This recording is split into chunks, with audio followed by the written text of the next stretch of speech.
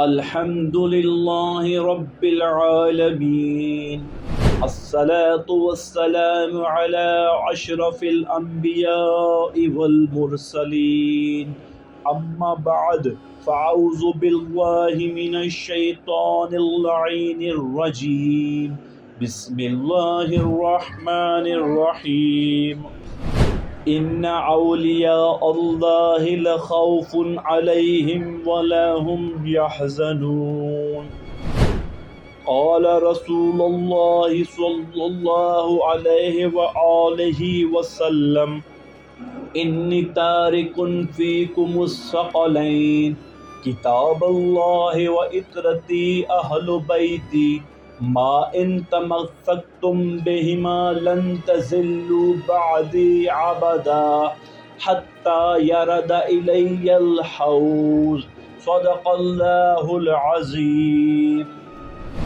سامعین محترم، اللہ تعالیٰ کی بخشش کتنی عظیم و برتر ہے، اس واقعے سے آپ بخوبی اندازہ لگا سکتے ہیں۔ ابو حمزہ صومالی نے امام زین العابدین علیہ السلام سے روایت نقل کی ہے کہ آپ نے فرمایا، بنی اسرائیل میں ایک کفن چور تھا جو قبروں کو کھولتا اور کفن چوری کرتا تھا۔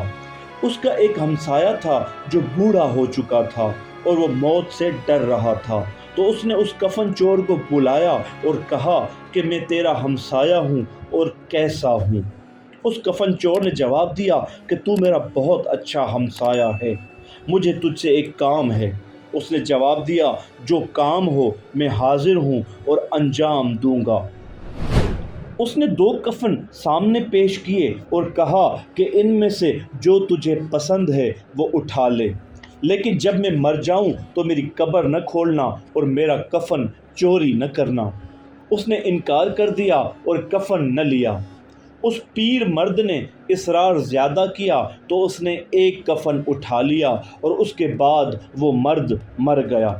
اس کفن چور نے اپنے آپ سے کہا کہ وہ تو مر گیا ہے اور اس کو کیا معلوم کہ میں نے اس کا کفن چرایا ہے یا نہیں، لہٰذا مجھے چاہیے کہ میں اس کا وہ والا کفن بھی چرا لوں۔ اس نے اس کی قبر کو کھولا، جیسے ہی چاہا کہ اس کے کفن کو ہاتھ ڈالے تو ہاتف غیبی سے آواز آئی کہ نہ، ایسا نہ کر۔ وہ کفن چور ڈر گیا اور اس کو چھوڑ دیا، اور اس کے بعد اس نے اس کام کو چھوڑ دیا اور اپنی اولاد سے کہنے لگا کہ بتاؤ میں تمہارا کیسا باپ ہوں؟ انہوں نے جواب دیا کہ بہت اچھے باپ ہو۔ اس نے کہا، مجھے آپ لوگوں سے ایک کام ہے۔ انہوں نے کہا، جو کام ہے وہ بتائیں، ہم انجام دیں گے۔ اس نے کہا، میری خواہش ہے کہ جب میں مر جاؤں تو مجھے جلا دینا، اور جب راکھ ہو جاؤں تو اس کو خوب اچھی طرح سے کوٹنا، اور جب تیز ہوا چلے تو میری آدھی راکھ تیز ہوا بیابان میں اڑا دینا اور آدھی راکھ دریا میں بہا دینا۔ اولاد نے قبول کر لیا اور جواب دیا کہ ایسا ہی ہوگا۔ جب وہ شخص مرا تو اس کی وصیت پر عمل کیا گیا اور اس کی راکھ کو پراگندہ کر دیا گیا، تو خداوند کریم نے بیابان کو حکم دیا کہ اس کی خاک کو جمع کرے، اور دریا کو بھی حکم دیا کہ اس کی راکھ کو جمع کرے۔ پس اس کے بعد اس کو اپنے سامنے کھڑا کیا اور فرمایا کہ تو نے اپنی اولاد کو ایسی وصیت کیوں کی تھی؟ اس نے جواب دیا، تیری عزت کی قسم، تیرے خوف نے مجھے اس وصیت پر ابھارا تھا۔ تو خداوند جلال نے ارشاد فرمایا، میں تجھے ہر طرح سے خوش کروں گا، اور تیرا خوف میں نے ختم کر دیا ہے اور تجھے بخش دیا ہے۔ سبحان اللہ، میں اپنے اللہ کی بخشش، عفو و درگزر پر قربان جاؤں۔ رسول خدا صلی اللہ علیہ وآلہ وسلم نے ارشاد فرمایا کہ جو شخص اپنے لیے کفن تیار کرتا ہے اور اس کی طرف نظر کرتا ہے تو اس کا بھی اس کو اجر دیا جائے گا۔ بابا بن ربیع سے روایت ہے کہ ایک نوجوان انصاری عبداللہ ابن عباس کے پاس آتا تھا۔ عبداللہ اس نوجوان کا احترام کرتا تھا اور اس کو اپنے پاس جگہ دیتا تھا۔ تو ان سے کہا گیا کہ اے عبداللہ، تو اس نوجوان کا احترام کرتا ہے اور اس کو اپنے پاس جگہ دیتا ہے، حالانکہ یہ نوجوان بد کردار ہے جو رات کو قبرستان جاتا ہے اور قبروں کو کھولتا ہے۔ عبداللہ نے کہا کہ اب یہ اس طرح کرے تو تم مجھے اطلاع دینا۔ راوی کہتا ہے پس ایک رات وہ نوجوان اکیلا شہر سے نکلا اور قبرستان میں چلا گیا تو عبداللہ کو اس کے بارے میں اطلاع دی گئی۔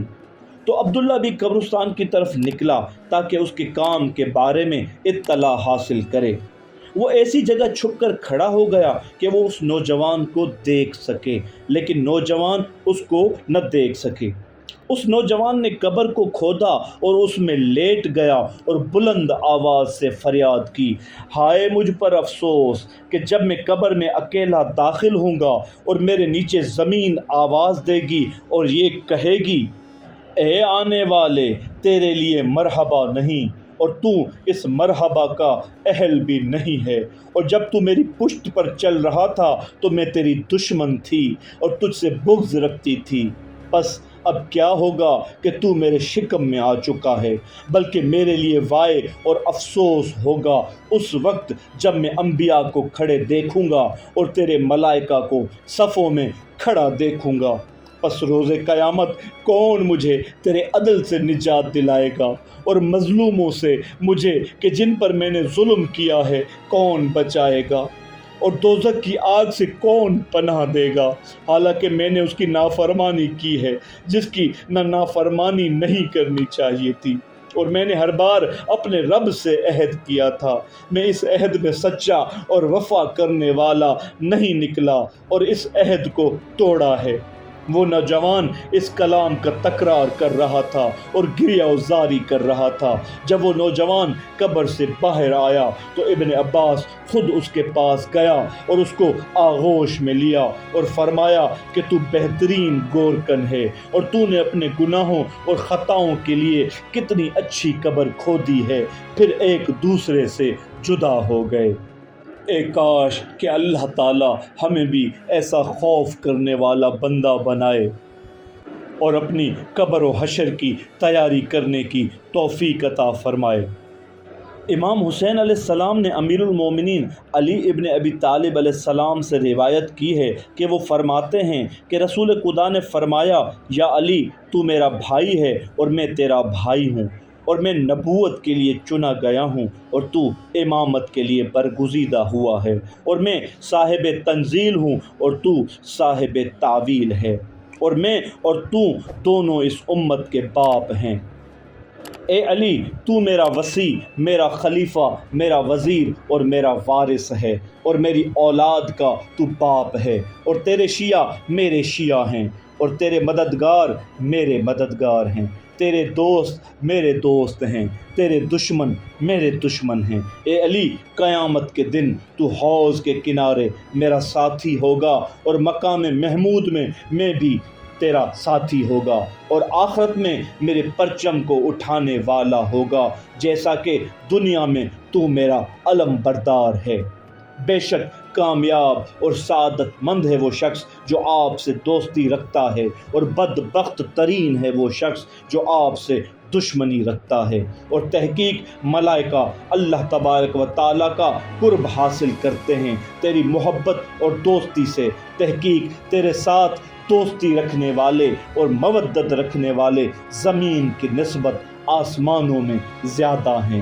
اے علی، تو میری امت کا امین ہے، اور میرے بعد ان پر اللہ کی حجت ہے۔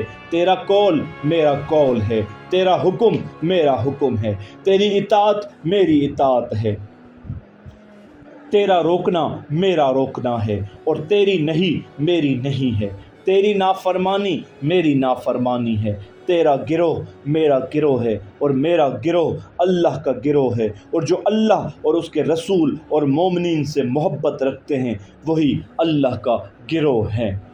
ناظرین، اللہ تعالیٰ سے دعا ہے کہ اللہ تعالیٰ ہمیں اپنا خوف عطا فرمائے اور وصیت رسول پر عمل کرتے ہوئے ان کے اہل بیت کی محبت عطا فرمائے۔ وآخر دعوانا ان الحمد للہ رب العالمین۔